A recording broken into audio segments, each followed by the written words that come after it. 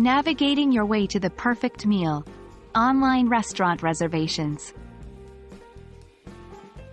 Hello, and welcome to another exciting episode in our conversational English series.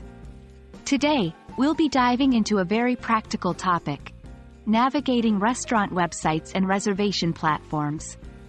As technology advances, more and more restaurants are moving towards online reservation systems, making it a vital skill for you to master. But don't worry, we're here to guide you through it step by step. When you first visit a restaurant's website, there are a few things you'll typically find. Menus. Most restaurants showcase their offerings online. It's helpful to check the menu first to ensure the cuisine suits your taste and dietary needs. Location and contact details.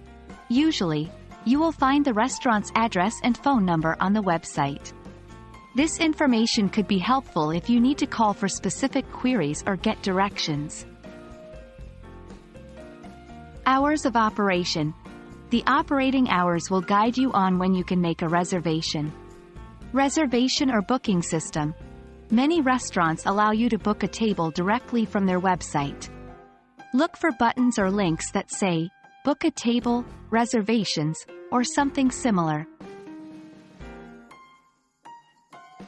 Now that we know what to look for, let's discuss how to make a reservation. 1. Select the Reservation tab. Click on the button or link that takes you to the reservation system. 2. Choose your details. You will usually need to enter the number of people, date, and preferred time for your reservation. 3. Provide contact information. Most systems require your name and a contact number or email address.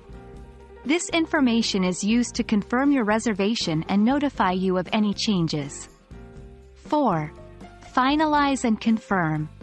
Review the details of your booking. Make sure everything is correct. Then hit the Confirm or Book button. You should receive a confirmation message or email.